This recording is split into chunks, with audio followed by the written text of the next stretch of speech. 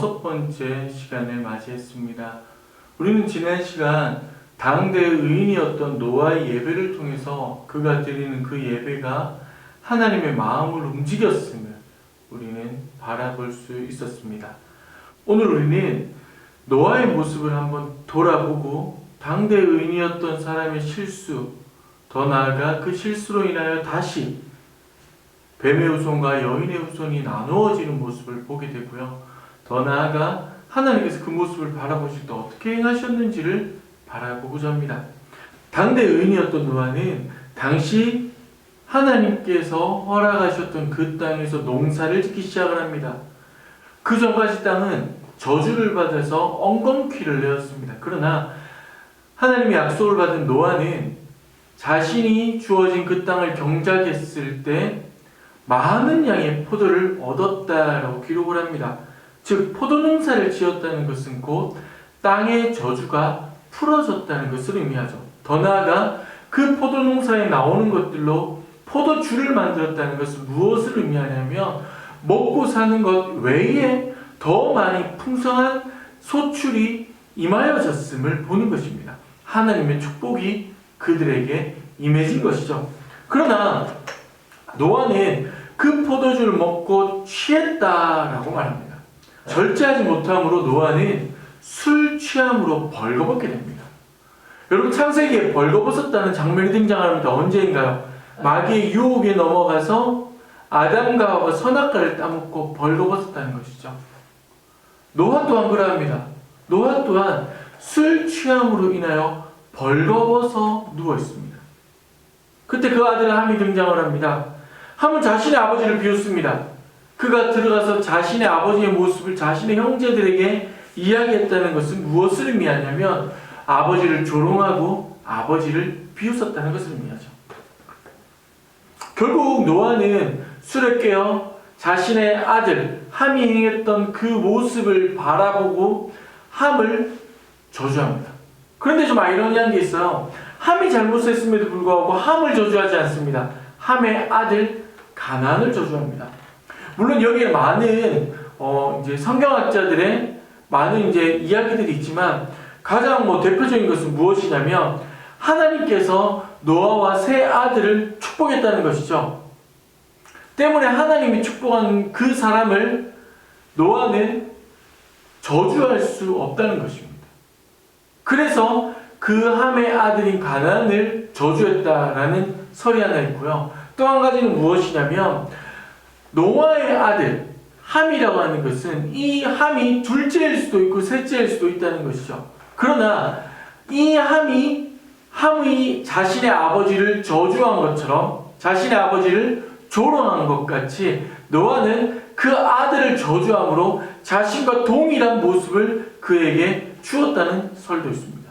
이에 어찌됐든 간에 노아는 자신을 비웃고 자신을 조롱했던, 더 나아가 부모를 공경하지 않았던 함에게 저주합니다. 무엇을 저주하나요? 형제들의 종이 되는 저주를 붓게 되죠.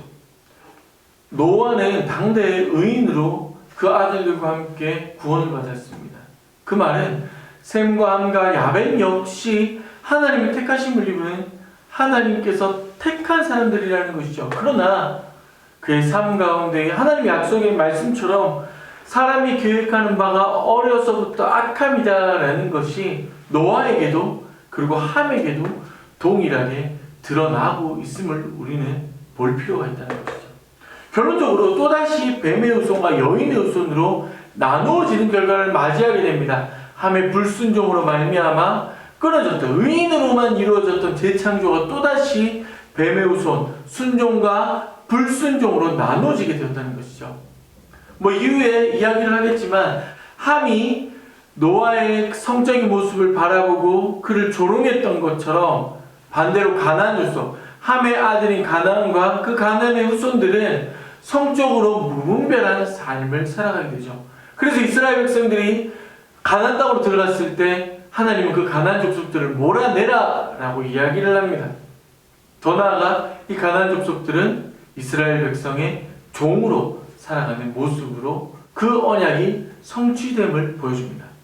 결국 우리는 이제 돌아가서 순종과 불순종의 개념으로 우리는 이 모습을 한번 볼 필요가 있는데요. 지금 앞에 화면이 뜨고 있습니다. 순종과 불순종. 아담과 하와의 불순종으로 가인, 그리고 세상, 노아의 홍수가 일어나고 또다시 노아의 예배함으로 재창조가 되었으나 함의 불순종으로 말미암아 또다시 셈의 후손과 가나안의 후손으로 나누어진다는 것이죠. 하나님이 약속을 두 가지를 했습니다. 첫 번째가 뭐죠? 땅의 저주를 풀어주겠다는 것이죠. 포도농사와 포도주를 통해서 하나님께서 땅의 저주를 풀어주셨구나 라는 것을 깨달아 볼 수 있습니다. 그렇다면 한 가지가 더 있습니다. 무엇인가요? 바로 물로 심판하지 않겠다라는 약속입니다. 함의 불순종으로 인하여 불순종하는 사람들이 늘어나기 시작을 합니다. 가인의 후손들이 늘어났던 것처럼 죄를 짓는 사람들, 불순종하는 사람들이 많아지기 시작을 했다는 것이죠.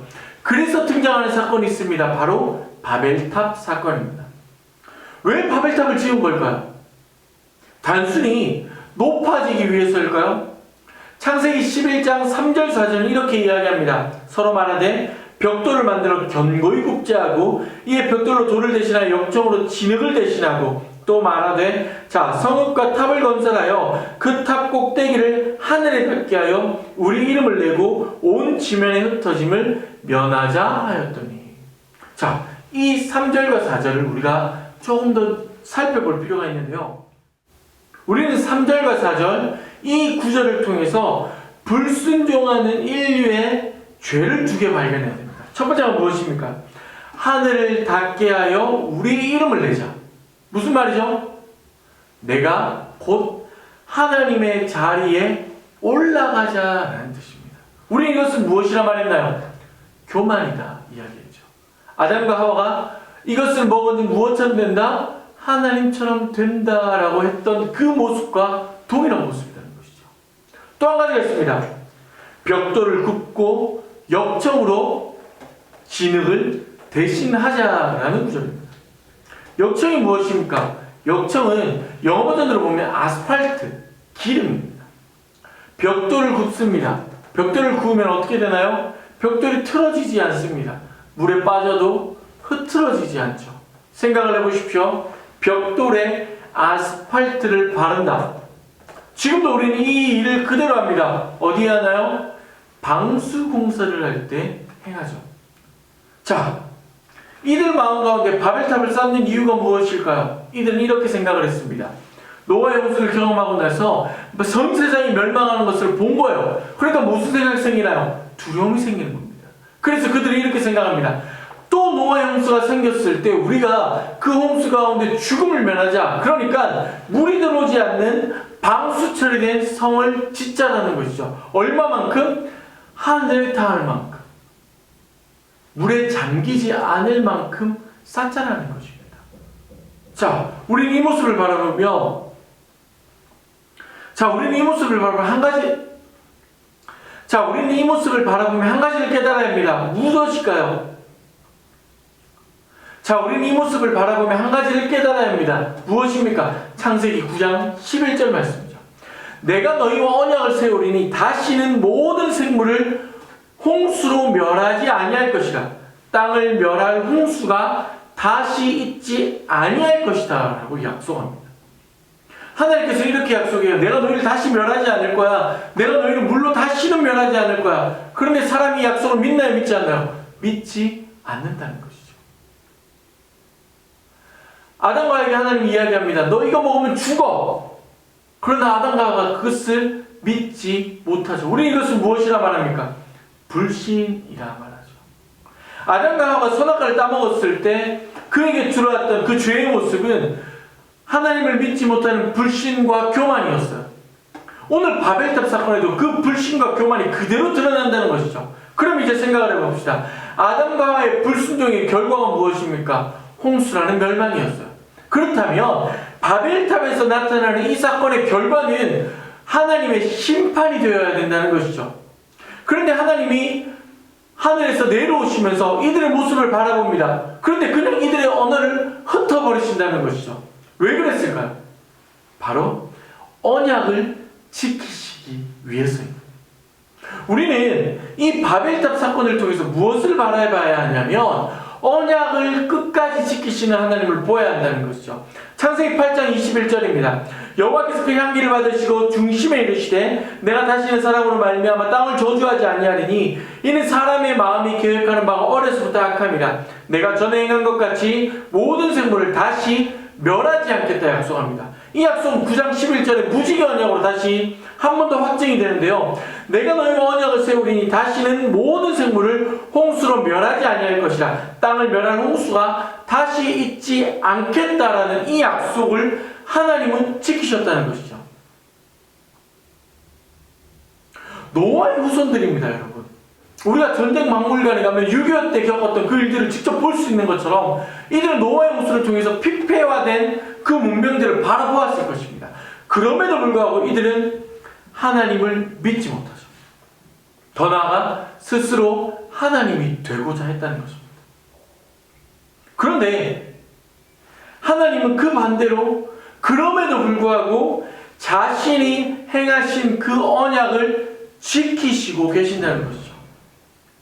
결국 바벨탑 사건이 단순히 하나님께서 우리의 언어를 흩으셨다는 그것을 기록한 사건이 아니라 하나님께서 자신의 언약을 성실하게 이행하고 계시는 분임을 우리에게 보여주는 사건이라는 것이죠.